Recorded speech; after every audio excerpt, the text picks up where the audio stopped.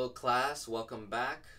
Denzel here, and we are going to answer a question that a loyal subscriber of mine had, which was, in velocity banking,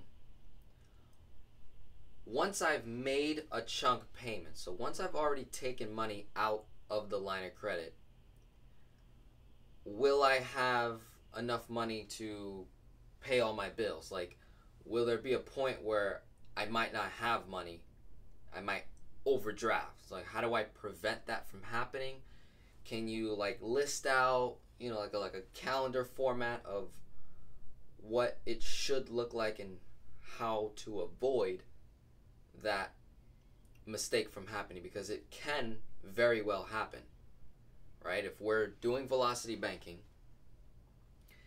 and we take a big chunk of money out of a line of credit to chunk at a specific debt, and let's say we're waiting for our income, especially if we're someone that's like paycheck to paycheck type living, where it's like as soon as you get paid, you pay bills, no money left over, you get paid again, you pay your bills, a little bit left over. Okay, let's try to answer this for a second. So I made a quick, not real example to try and really answer some unique questions that occur, and I know this concept can be very complex, so that's why I'm going to continue trying to produce more and more different scenarios. So let's say you're making $3,000 a month, okay, and your expenses are $2,500 and your cash flow is $5,000. Okay, you're cash flowing like $500, okay, and you have a debt of $25,000 that you're paying $500 a month on. It's a 5-year period. Okay, do the math. You'll pay a total of $30,000, right? You'll pay $5,000 on top of $25,000. So when you calculate the interest cost of borrowing that money, it's 20%. All right, and it may have looked like the interest rate was like maybe 9 or 10, or 6, but it ends up being more because that's an amortized debt. Okay, now let's say we have a line of credit for $10,000 at 10% interest rate. So if you did 10,000 times 10%, it's $1,000, right? So no matter what, throughout the whole time period of a month, right? If I take 10,000 out of here, I'll pay 1,000 in interest, right? At 10%. Right? Doesn't matter what the monthly payment is, I'll pay $1,000 over 12 months. How do I shrink that and also shrink interest on both categories, right? In both areas, if I'm going to do velocity banking. So here are just, I just guessed bunch of different bills, right, throughout the month. I want you to, like, for you and your own numbers, log out all the dates on which your bills are due. Okay? So let's say, for example, this is how it looks like for you. And let's say you get paid bi-weekly. So you get paid twice a month, and let's just say you get paid on the 15th and the 30th of every month. Okay, obviously that is not going to happen. There's going to be months where you get paid 3 times, 2 times, right? Let's just say you get paid on the second Friday of every month and the last Friday of every month. Okay? You're getting $1,500 take home. $1,500 take home. All right? The idea is if I want to pay off $25,000 in half the time, so 2 years or less, to save the 5 G's, right, on interest, and to also increase my cash flow, $500. How do I do that? When I take from the line of credit here, how do I figure out my chunk amount? Okay, obviously is take our cash flow, 500 times 12, 6,000. Okay, so that's my chunk. That's what I'm going to take out of the line of credit. And let's say we're in September right now. So let's say October comes. We're going to take 6,000 out of the line of credit. Okay, to then make a chunk payment on the debt of 25. Okay, so what happens as soon as you do that is you would satisfy the month of October's payment of 500 bucks. Okay, you don't have to worry about a payment for the month of October because you already paid it. Right? You put 500 and the other 55 is straight principal. Right? Okay.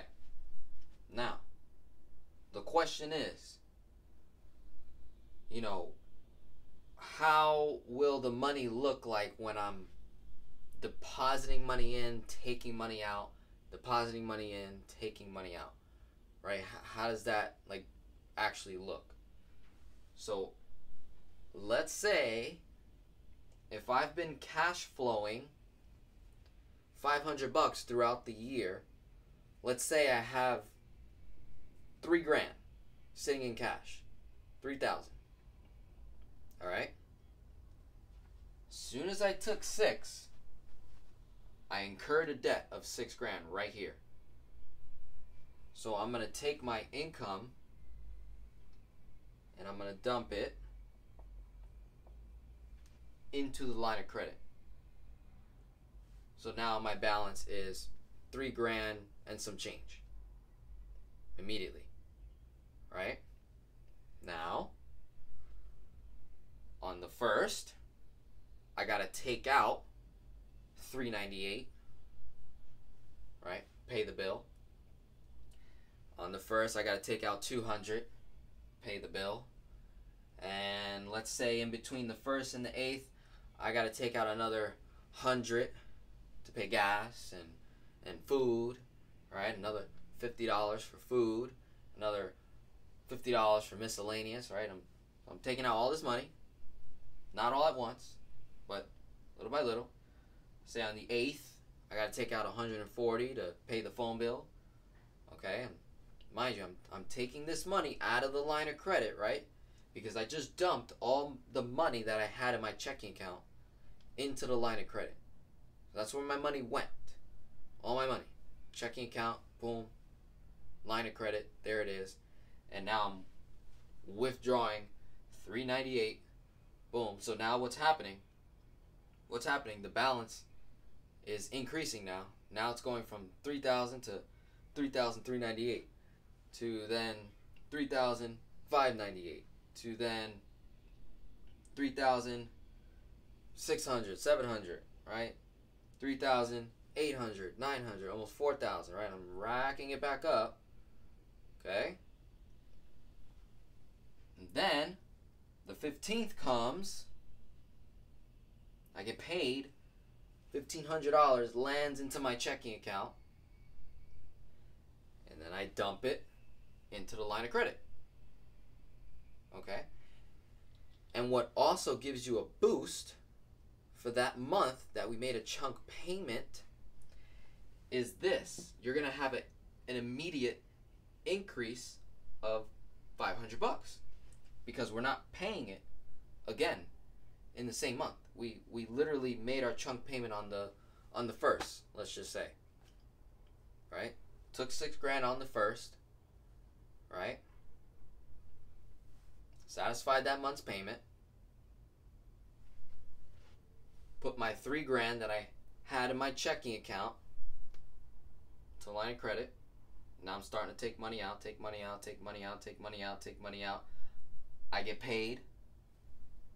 Now I dump $1,500 back into the line of credit. What does it do to the balance? Now it brings it all the way back down to maybe $2,500.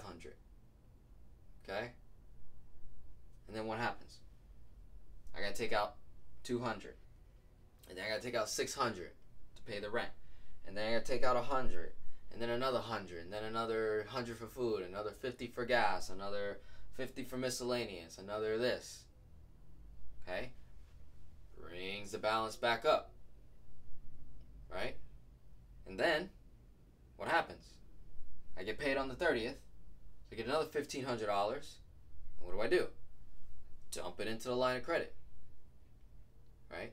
And at the end of that specific month, my balance should be around $5,000, right?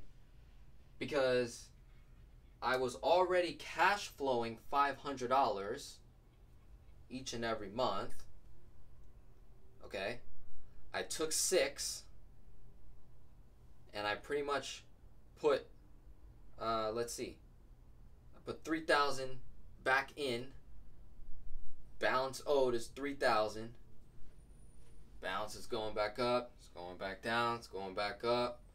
Okay, I should owe about $5,000 at the end of that month, right? Probably less. Who knows? Then the interest rate, calculate that in, keeps going. All right. So I hope that helps, right? And if you, when you look it out long term, 6 chunk for the 6,000, 5,500, 11 months of paying $500. That's a total of 11,500. Divide 11,500 by 25,000. What do you get? 2 years. 2 years and a month. Done. And now your cash flow is at 1,000. And now you have 25,000 less of debt, which would have taken you 5 years to pay, but you paid it off in 2. And now you have an increased cash flow of 1,000, which would be 12,000 a year. And at that point, when that occurs, you can call the bank and, hey, increase my line of credit. Cool. And keep going, keep going, keep going. You tackle the next debt, and you just keep going and keep doing it. And yeah, so I hope that helps. Let me know if that's not clear. I'll do another video, okay? I'll just keep doing it, all right? Thank you so much. My name's Denzel. Have a great day.